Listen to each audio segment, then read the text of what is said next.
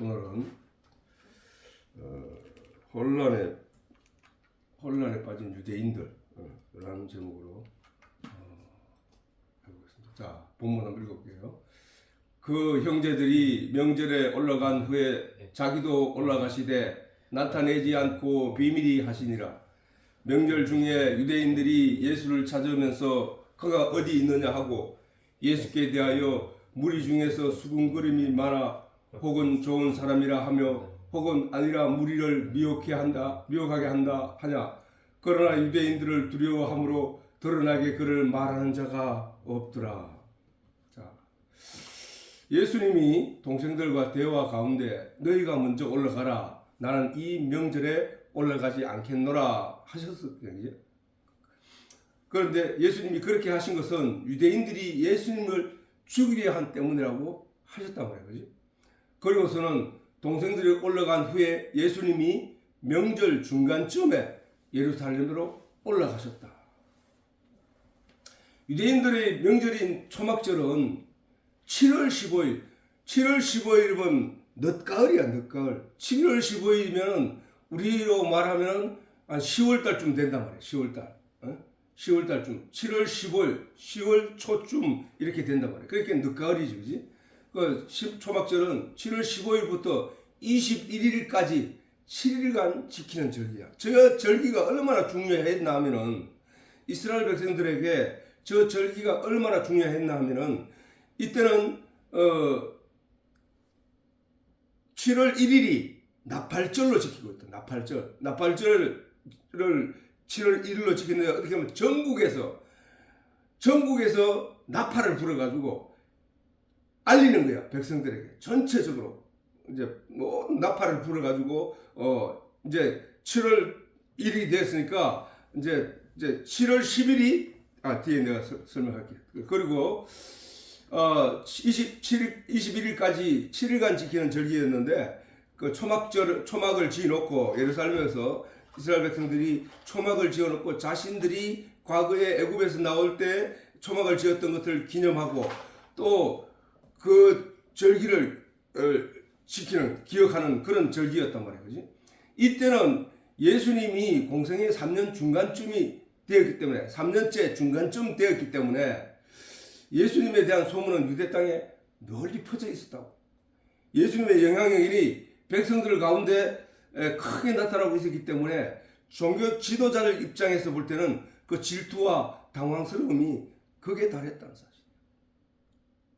그게 우리가 그 현장에 있지 않았기 때문에 그게 어느 정도인지는 잘 짐작할 수 없겠지만은 그들이 그 예수를 따르거나 예수를 믿게 되면은 자기 종교에서 출애를 당하는 유대교에서 출애를 당하는 일을 겪게 될 것이라고 공고까지 내걸고 그렇게 백성들에게 예수를 따르지 못하도록 엄포를 내놓고 있었던 때였단 말이에요.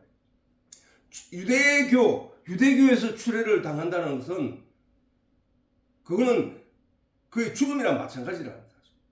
왜? 유대는 종교가 하나밖에 없기 때문에 많은 사람이 예수에 대한 소문으로 수군되고 있었다는 것이다. 그러므로 이 초막절에도 이스라엘 온 땅에서 모여온 사람들이 예수님에 대한 이야기로 가득했다는 사실.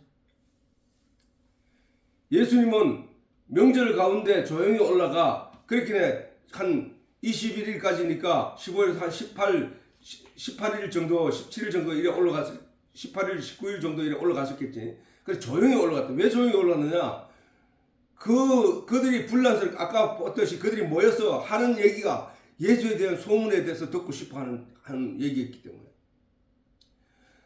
그리고 조용히 올라가서 성전 가운데 나아갔다는 거예요. 당시 제사장들과 관리들은 예수를 가리켜 이단이라고 했다. 이단이라고 했다. 예수를 가리켜 이단이라고 하며 예수를 죽일 계획을 하기 시작했다는 사실이에요. 그 전부터. 유대인들의 명절에는 지난번에 얘기했잖아. 유대인들의 명절에는 3대 명절로 정월의 유월절과 유월절 다음 50일 후 맥추절이 있고 그리고 7월 초막절이 있다. 오늘 본문의 명절은 그 가운데 초막절에 해당한다는 것이지.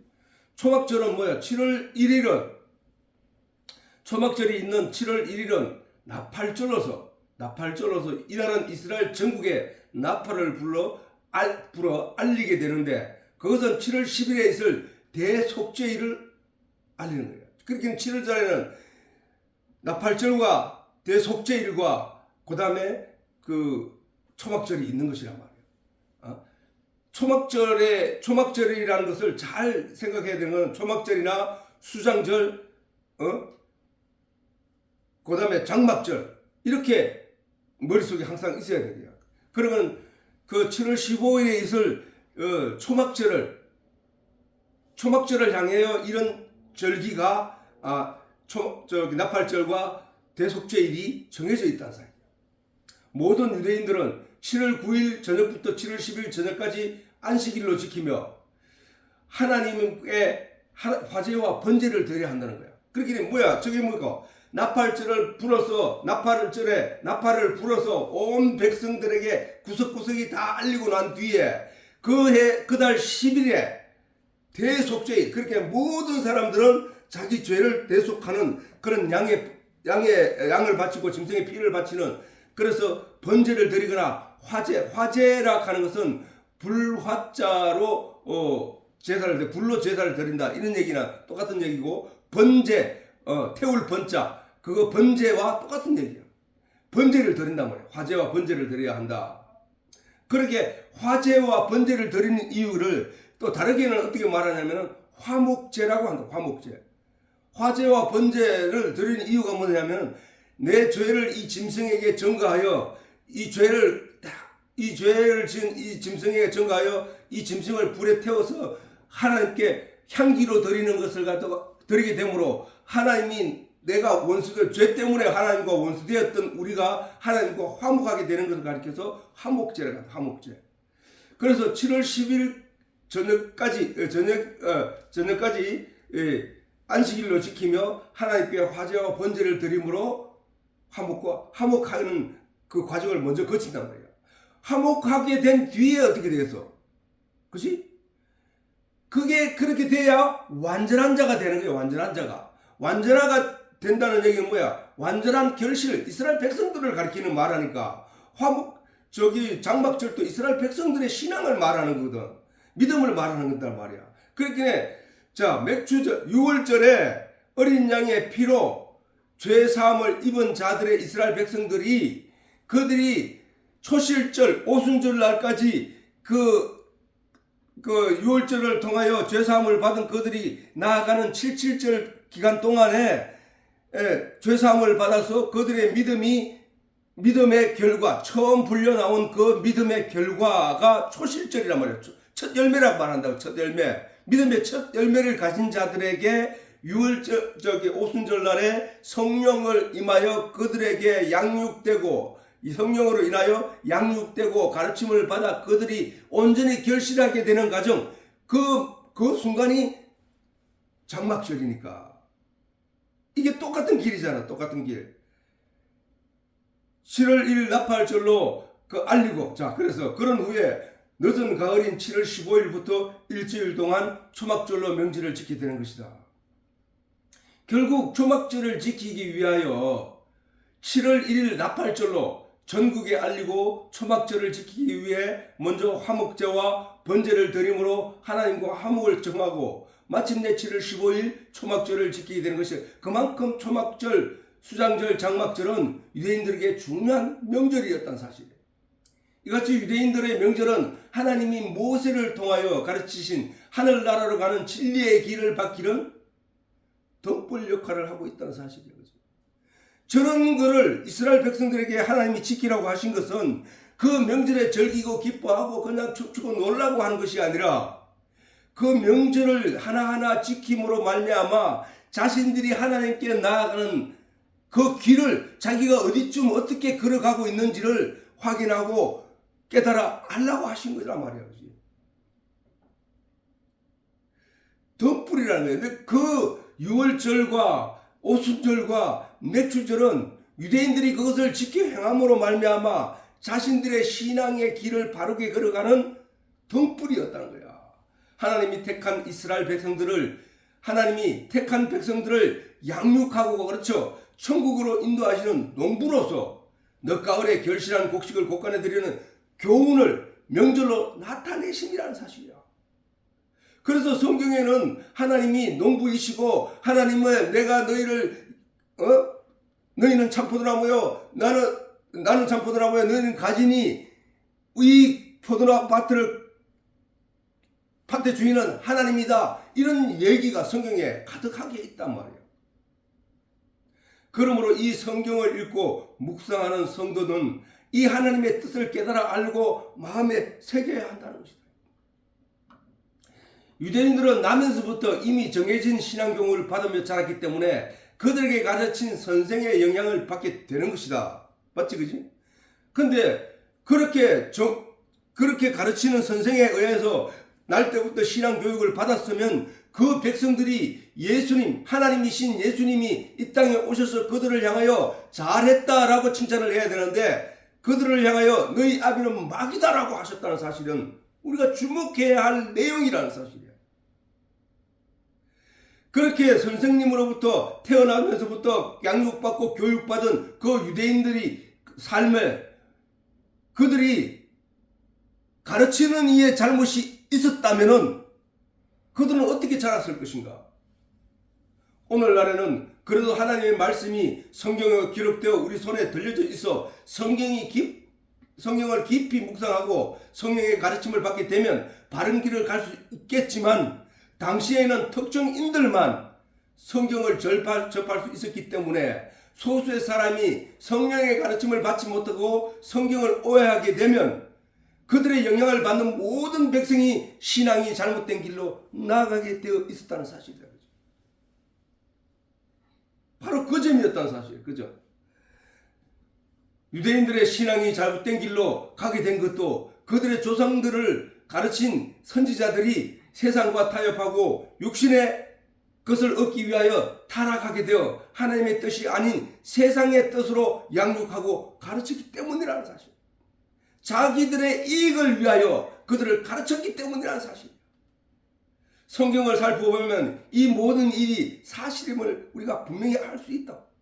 처음에는 한두 사람이 타락하게 되고 날이 갈수록 그들이 이단처럼 세를 확장하여 다수를 이루고 결국에는 유대인들 모두의 신앙을 타락시킨 것이란 말이야.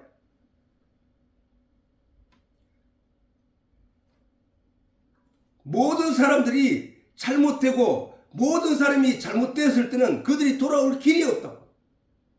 바로 이스라엘 백성들이 그랬단 말이야. 모든 사람들이 모르면 그 중에 예수님이 하나님이 소돔과 고모라를 멸하시러 가실 때 아브라함 앞에 말씀하시기를 의인 50만 있으면 내가 소돔과 고모라를 멸망시키지 않겠다.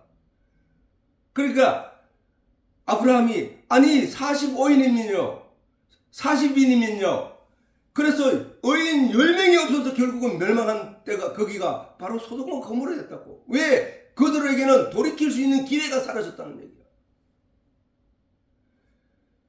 이렇게 잘못 가르침으로 말미암아 의인이 사라지게 되면은 다시 돌아올 수 있는 길이 없단 말이야. 바로 이스라엘 백성들이 2000년 동안 나라를 잃게 된 그 이유가 어디 있었다는 거야. 그들에게 의인이 없었다는 사실이야. 하나님의 말씀을 제대로 이해하고 하나님의 말씀을 제대로 따른 자들이 없었기 때문이라는 거야. 없었기 때문. 이 점이 우리가 그러므로 오늘날 우리에게 하나님이 모든 사람들의 손에 이 하나님의 말씀인 성경을 주신 것은 참으로 천만다행이라는 사실이에요.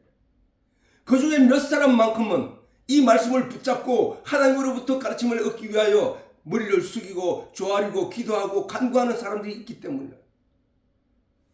그러나 대부분의 사람들 오늘 또 이 세상을 돌아보면은 대부분의 사람들이 이 말씀을 통하여 하나님의 진리를 찾기 위함보다는 세상의 풍조를 따라가고 있다는 사실이요.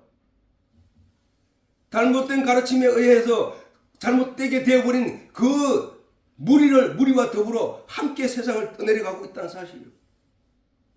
하나님의 선민인 유대인들이 나라를 빼앗기고 로마의 식민지 삶을 살게 된 것은 하나님 앞에서 그들의 신앙은 회복하기 어려운 결과로 나타났기 때문이라는 사실이요. 하나님이 이스라엘 백성들에게 가나안 땅을 주시면서 하신 말씀이 있잖아. 너희들이 죄악이 관영하게 되면은 그 땅이 너희를 토하여 내리라 하신 그 말씀대로 이스라엘 백성들은 그 땅에서 쫓겨나게 되었다는 사실이야. 즉 하나님의 선민이라는 명성은 그들의 이마에 붙여진 과거의 영광일 뿐 현실은 벗어날 수 없이 버려진 백성이 되고 말았던 것이다. 나라를 잃어버리게 된 황망한 가운데서도 위정달과 종교 지도자들은 정신을 차리지 못하고 타락의 타락을 거듭하고 있었던 것이 그 당시였다는 사실이야. 이미 하나님이 그들에게 선지자도 주지 않고 하나님의 말씀도 없는 그 시절을 400년, 500년 기간 동안 그들에게 주어졌고 하나님이 더 이상 그들을 가르치지 않았다는 사실이다. 그들의 죄악 그대로 버려두었다는 사실이야. 그들의 형편이 신앙적으로 그 지경이 이르고 말았다는 사실이야. 예수님 당시에는 그럴 땐 주자들이 대세가 되고 어리석은 백성들이 그 대세를 따라 어두운 세상에 버려지게 된 것이라. 그러므로 유대인들에게는 희망도 꿈도 가질 수 없는 나락으로 떨어지게 되었던 것이다. 성경 어느 곳에서 독립에 대한 의지와 신앙 회복에 대한 기대를 나타낸 곳이 어디 한 군데 있었단 말이죠. 없었다는 거야. 오직 예수님과 예수님의 제자들 그 몇 사람들만 겨우 성경에 대하여 하나님의 말씀에 대하여 이야기하고 있었을 뿐이라.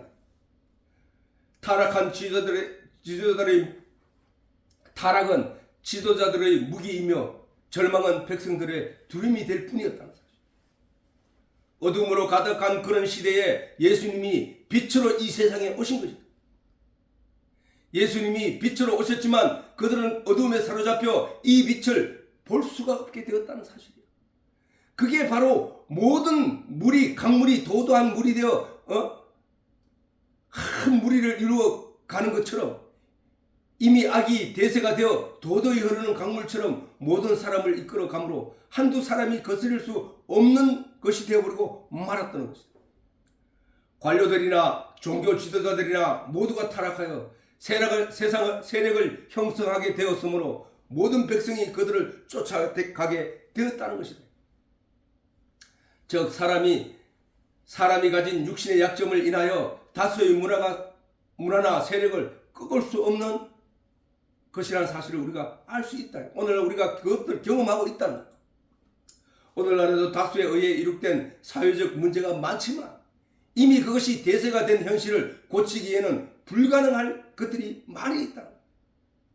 특히 종교의 이러한 문제들이 만연하다는 것은 반성해야 할 문제들이라 할 것이다.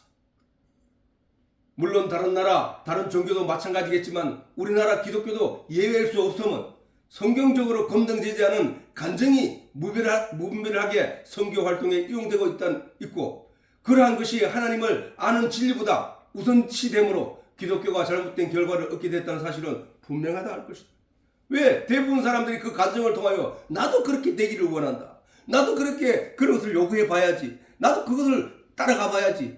그 간증의 내용이 하나님의 진리를 어떻게 깨달았다는 내용이 아니라 내가 어떻게 병 고침을 받았고 내가 어떻게 해서 이 가난하게 살다가 이렇게 부자가 되었고 내가 어떻게 하다가 성공을 하게 됐고 내가 어떻게 하다가 유명하게 되었다는 사실에 대해서 간증하고 있기 때문이다. 그런 사람들에게 나약하고 병들고 가난하게 사는 사람들에게 그 말은 희망과 같이 들린다는 거예요. 희망과 같이. 아 하나님 나도 그렇게 되기를 원합니다. 나도 그걸 원하니 나에게도 그걸 주시옵소서. 그쪽으로 갈 뿐이지 하나님의 진리를 깨달아 알려고 그래서 하나님이 바라시는 열매를 마음의 믿음으로 채우는 것이 아니라는 거예요. 그들이 기도하는 내용은 이루어지면 그들의 믿음이 있는 것처럼 이렇게 자기 마음에 그런 믿음이 생기는 것처럼 느껴질 뿐이지 실질적으로는 그건 하나님 앞에 믿음이 아니라는 거야. 그들에게 그것을 다시 빼앗아가면은 그들은 절망하고 원망하고 믿음이 사라지게 된다는 사실. 그건 믿음이 아니라 하나님이 바라시는 것은 그 믿음이 아니라는 거야. 하나님이 바라시는 것은 구하고 찾고 두드리는 자에게 성령을 주시는 것이고 그 성령으로 인하여 양육된 하나님의 백성들이 진리의 내용을 깨달아 알게 된 믿음으로 말미암아 그 믿음이 성숙되어 알곡이 풍실하게 차는 것처럼 그래서 곳간에 들어갈 수 있는 존재로 만들어지는 것처럼 그런 믿음을 하나님은 바라시고 있다는 사실. 당시 유대인들을 지도해온 타락한 종교 지도자들도 들로 인하여 참 진리, 참 복음의 말씀을 들고 온 예수님을 만난 백성들도 그 둘 사이에서 거짓 타락한 종교 지도자들의 말과 예수님 복음을 들고 오신 예수님의 말씀 사이에서 백성들도 그 둘 사이에서 선택의 갈림길에 놓이게 된 것이다. 본문에 잘 나타나 있듯이 그들은 종교의 대세인 제사장들의 눈치를 보며 예수님의 말씀과 능력의 행위 앞에서 혼란을 겪게 되었다는 사실. 복음을 듣고 깨닫는 몇 사람이 있어도 그들이 쉽게 예수를 지지하는 말을 할 수 없는 것은 대중을 의식하기 때문이다. 베드로가 예수님이 잡히시는 밤에 3번이나 저주하면서까지 부인했던 이유도 뭐야? 그 대중이 두려웠기 때문에. 그 대중이 힘없이 끌려가는 예수님과 예수님이 옳다고 믿었던 그들의 마음속에 예수는 힘없이 끌려가가 그들에게 채찍질을 당하고 발길질을 당하고 침뱉음을 당하는 그것을 지켜본 제자들, 수제자인 베드로조차도 도도하게 흘러가는 예수를 죽게 하겠다고 목소리 높이며 도도하게 흘러가는 저 물결 앞에서 베드로는 나약한 존재일 수밖에 없었더라는 거예요. 이미 타락한 세상, 이미 잘못되어져간 그 세상을 향하여 돌이켜 옳은 말을 할 수 있는 존재가 없더라는 사실이야. 오늘날 교회에서 일어나고 있는 많은 문제를 살피게 되면 성경의 말씀과 너무가 괴리가 있음을 많은 사람이 알 수 있다는 거야. 많은 사람이 알고 있으면서도 고치지 하지 못한다는 거야. 거기에 목소리를 내지 않는다는 거야. 왜? 설교라 하는 것은 사실은 소통이기 때문에 대화가 돼. 사실 이런 예배가 아니야. 내가 일방적으로 전파하고 그것을 듣고 그렇게 하는 것이 아니라 원래는 예수님이 설교하실 때에 예수님의 제자들이 질문을 하고 많은 사람들이 예수님께 질문을 하였던 것처럼 소통하면서 이해시켜가는 것이 예배가 되어야 된다고. 그런데 어느 순간부터 예배가 한쪽에서 일방적으로 쏟아내는 주장으로 이끌어져 갔기 때문에 설교 시간에 그 설교에 대한 지적을 하고 설교에 대한 얘기를 잘못됐다고 말을 할 수 없게 만들어 놔버렸다고. 고스란히 잘못되었음에도 아무 소리 못 내고 그냥 고스란히 듣다가 돌아갈 뿐이라는 사실. 그러니까 잘못된 가르침에 의해서 교육받은 종교 지도자면은 계속 잘못된 것을 전파함에도 불구하고 그것을 말 못하게 한다는 사실이야. 그러니까 결국은 그게 점점 잘못되게 하는 거예요. 점점 잘못되게. 그 많은 문제 속에는 내 이익의 문제도 혹은 내 문제도 걸려있기 때문에 그 말을 못하는 것도 많이 있다는 사실. 세상의 악은 언제나 그렇게 엮이게 되어서 그것을 쉽게 고칠 수 없도록 만들어져 왔기 때문에 참으로 고치기 어렵다는 거예요. 오늘날 우리도 이러한 이유로 유대인들처럼 성경의 진리와 교회의 잘못된 문화 사이에서 신앙의 혼란을 겪고 있습니다. 오늘 본문 속에도 많은 사람들이 초막절에 예루살렘에 올라갔지만 드러내놓고 예수님에 대해서 수소문하거나 예수님을 찾고자 하는 사람들이 없다는 거야. 그냥 수근수근거리면서 예수 지금 어디 갔어? 예수님이 그 사람 능력도 있다는데 예수님이 그 사람이 하나님의 아들이라고 말한다면서. 그런데 제사장들은 왜 예수를 죽이려고 하지? 예수님을 고발하는 자에게는, 예수를 믿는 자에게는 추례를 당한다고 하니까 야 우리 조심하자 그러면서 수근수근하고 있다는 거야. 왜 그 사람들이 그랬을까? 바로 무지하기 때문이라는 거예요. 하나님 말씀에 대해서 그들이 성경을 직접 접할 수 있는 기회가 없었기 때문에 그들의 말이 옳은 줄 알고 그렇게 가버렸다는 거야. 자,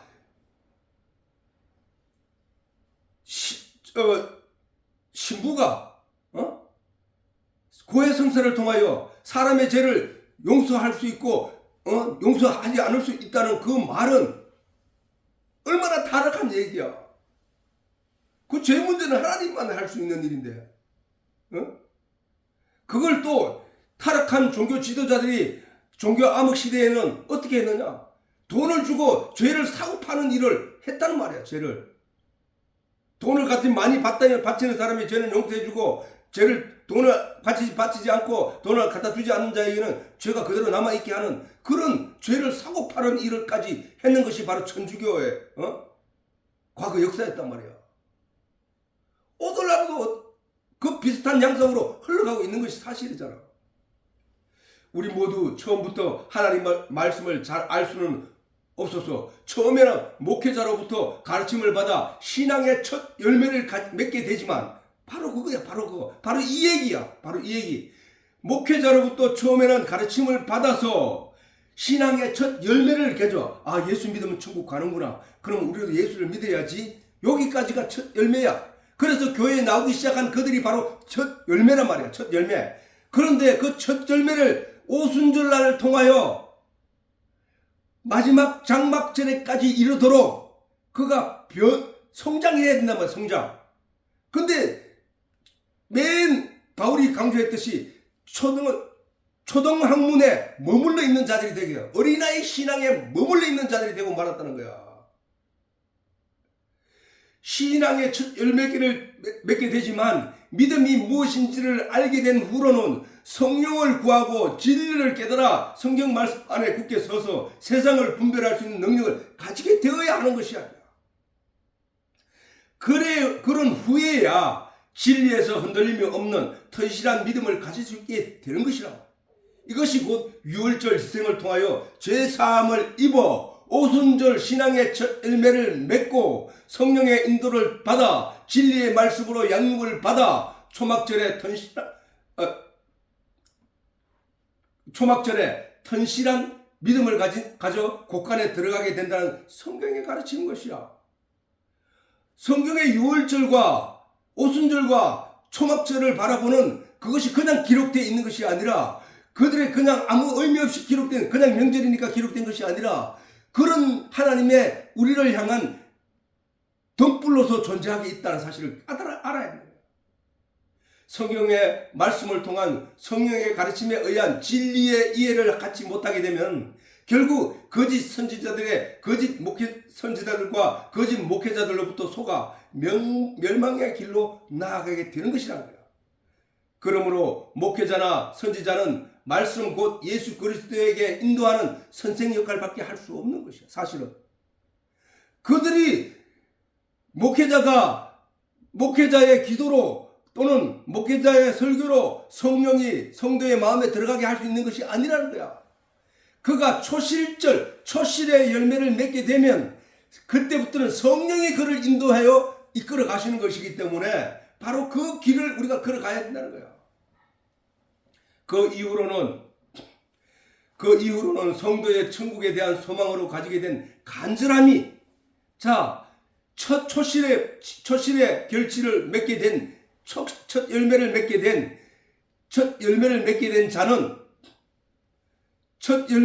된 자는 그 맛을 알고 그때부터는 스스로 진리를 사랑하는 사모함이 그 마음속에 싹트게 되고 그 예수님이 어떤 분인가, 그 예수님이 어떤 능력을 가지고 어떻게 해서 우리의 죄를 사한다는 것인가 라는 그 구체적인 내용을 알아가는 것이 성령이 그들에게 임하여 그들을 하나님의 말씀에 대하여 진리에 대하여 가르치고 생각나게 하고 깨닫게 해 주신다는 성령을 보내주신다는 사실. 그 성령의 도우심을 받아야만 물과 성령이 아니고서는 하나님의 나라에 갈 수 없느니라 하신 말씀이 바로 그 의미라는 사실이야. 그 의미.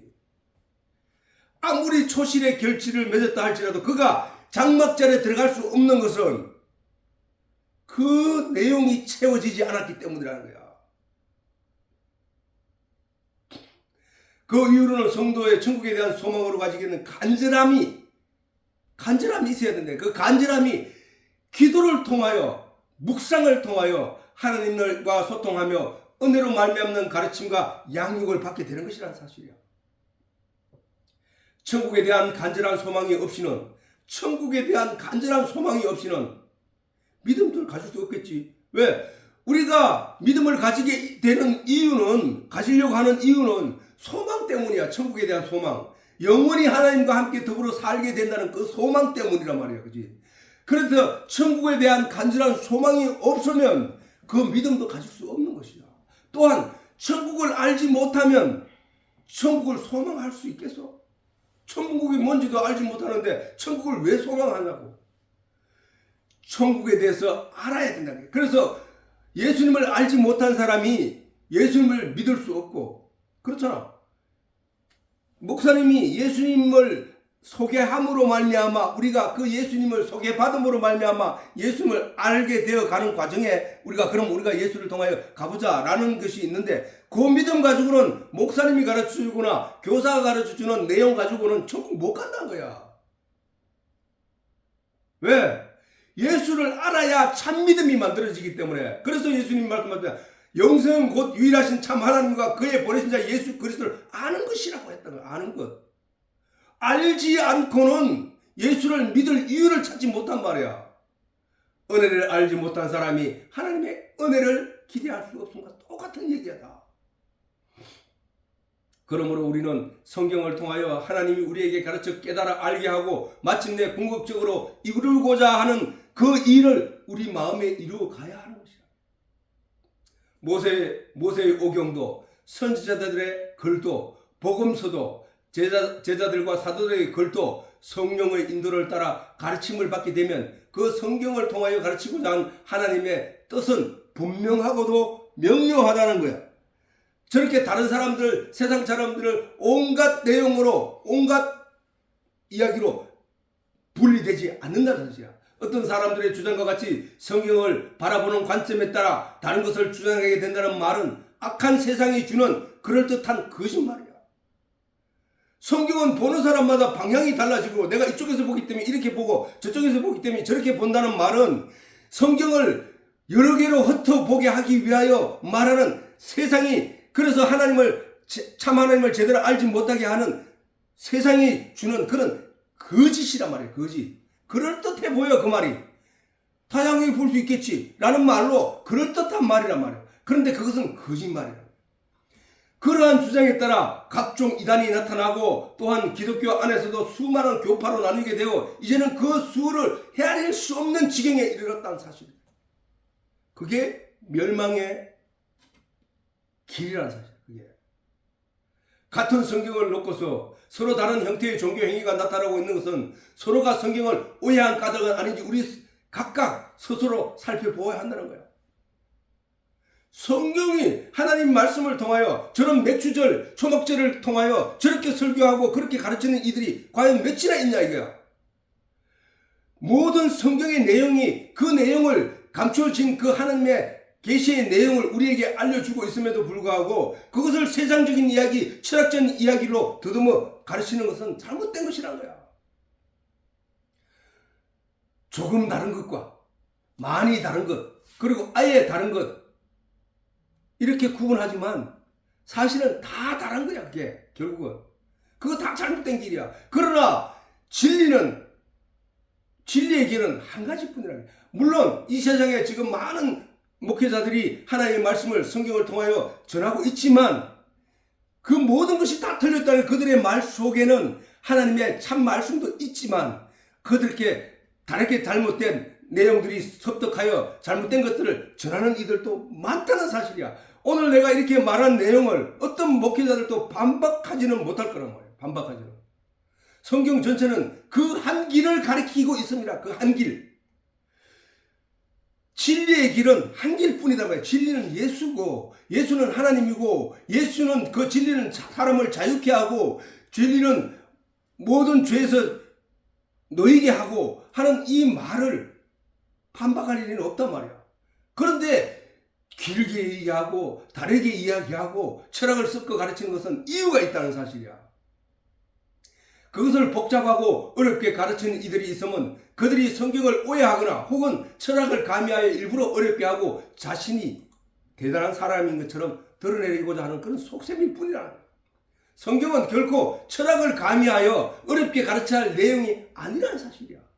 진리를 깨닫고자 하는 간절한 기도와 성경은 오직 진리를 깨닫고자 하는 간절한 기도와 영생을 얻고자 하는 소망으로 성경을 대하며 소가 먹은 음식을 되새김질하듯 항상 말씀을 되새기며 묵상하게 하며 가는 것이 바로 그렇게 성령을 주어진 목적이라는 거예요. 그렇게 하는 것이 구하는 것이고, 그렇게 하는 것이 찾는 것이며, 그렇게 하는 것이 두드리는 것이다. 예수님 말씀하시기를 구하고 찾고 두드리는 자에게 열리게 된다고 하셨다.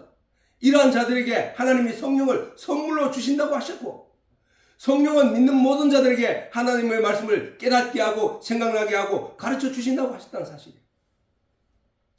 성령의 가르침이 아닌 세상과 철학에 근거한 성경의 이해는 결코 하나님의 참뜻을 알 수 없다는 사실을 알아야 한다는 거야. 세상의 학문이 제 아무리 뛰어나고 빛나 보여도 그것이 진리를 깨달음에 방해가 된다면 그것은 결코 빛이 될 수 없는 것이다. 특히 예수님이 오신 그때에는 로마와 그리스를 비롯하여 철학이 왕성하게 발전하던 그때였다. 아리스토, 탈레스, 소크라테스 등등의 철학이 많은 사람에게 읽히고 토론의 주제가 되었다고 성경에도 기록될 정도였다는 사실. 많은 사람에게 읽히고 토론의 주제가 되었다고 성경에 기록되어 있다. 이러한 근거에 의한 성경의 이해는 결국 타락한 신앙심을 가져오게 됐다는 사실을 잊지 말아야 합니다. 오늘날에도 다수의 설교 가운데 성경을 이해하는 데 있어서 사회적인 도덕과 양심을 철학적 속에 얹어서 그럴듯하게 섞어서 하는 이들이 많음을 알 수 있음인 것이다. 그렇게 설교하면 사람들이 좋아해. 왜? 너무 쉽거든. 세상 얘기거든. 내 얘기거든. 성령이 인도해야만 깨달아 알게 되는 하늘의 비밀이 아니기 때문에 그렇다는 거야. 결코 그래서는 안 된다는 거야. 바울도 이러한 문제를 크게 지적한 사실을 우리는 기억해야 하는 것이다. 골로새서 2장 8절에 저는 여러 번 읽어봤지만 누가 철학과, 자 여기 나오지 바울이 강조해서 누가 철학과 헛된 속임수로 너희를 노력할까 주의하라.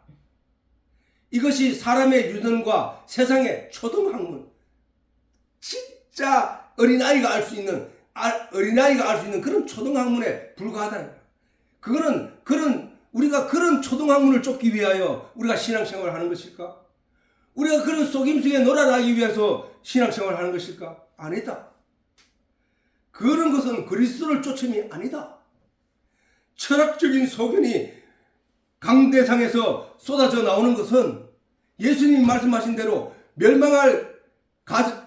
멸망에 가정한 것이 거룩한 곳에 선 것이라고 말씀하신 거예요. 그게 바로 거룩한 곳은 바로 하나님의 말씀을 진리의 내용으로 전하여 그들을 멸망 가운데 있던 그들을 건져내어 그들을 그물로 낚시질하여 그들을 하나님의 나라로 건져 올리는 구원의 자리가 되어야 하는데 그들을 멸망으로 이끌어가고자 하는 말이 선포되는 그런 지옥의 자리가 되고 있다는 사실이에요. 그게.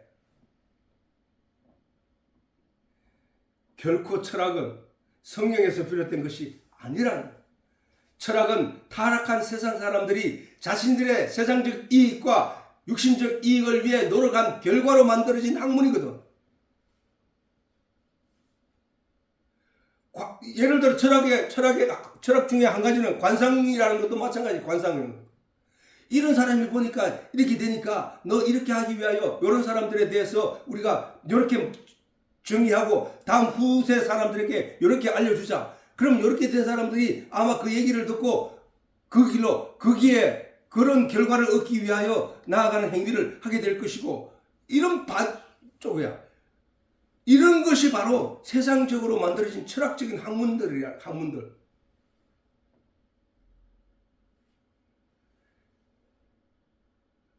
그러므로 아무리 그럴듯해 보여도 그것으로 영적인 진리를 발견할 수 없다는 것이다. 너무나 이해하기 쉽고 그럴듯해서 많은 사람이 속아 끌려가고 있는 것이 현실이다.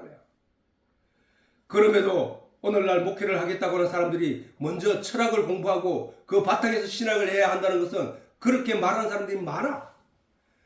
그렇게 해서 그렇게 실제적으로 많이 하는 사람들이 많고 그래서 신학을 했던 그 목회자들의 그 이력 중에는 철학 공부한 사람이 많이 있다는 사실이에요. 이렇게 신학을 해야 한다는 것은 바울의 가르침을 역행하는 것이 할 수 있잖아. 철학에 기반을 둔 설교로 이루어낸 이 시대의 기독교는 마치 신앙의 교육을 잘못한 유대의 종교 지도자들에 타락하게 된 유대인들의 참 복음의 말씀을 선포하는 예수님을 부정하게 된 때와 같이 하나님의 말씀을 부정하는 현실을 맞이하게 되고 만 것은 아닌가 하는 염려를 하게 된다는 것이야.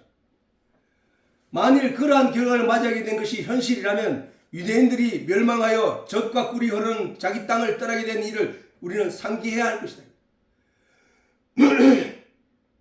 세상 철학적인 이야기를 하는 것은 우리가 듣기에는 달콤해 보인다고, 그 사람이 많이 공부했는처럼 보인다고, 그 사람이 유명한 사람처럼 보인다고, 그래서 많은 사람들이 아멘하고 하지만 그렇게 가르침을 받은 성도들의 마음속에는 하나님에 대한 진리의 내용이 없다는 거야. 그들은 장막절에 곡간에 수장되는 곡식에 연결지 못한 알곡이 아닌 죽정이가 되어 결국에는 바깥에 버림을 당하고 영원히 타는 불에 태워지는 존재로 남게 될지 모른다는 사실을 예수님의 말씀과 타락한 종교 지도자들의 말 사이에서 혼란을 겪고 오락가락했던 이 본문의 내용 사람들처럼 결국은 버림을 받아 세상으로 쫓겨나게 되는지도 모른다는 사실을 우리가 기억해야 한다는 것이야. 복음의 말씀을 들고 친히 이 땅에 오신 예수님의 능력을 직접 보고 친히 경험했으면서도 이미 대세가 되어버린 유대교의 지도자들과 대중들을 두려워하여 진리와 거짓 사이에 혼란을 겪는 유대인들을 통하여 우리 신앙의 자세는 어찌해야 할지 깨달아 아는 시간이 되기를 바랍니다. 자, 어려서 예배를 마치겠습니다.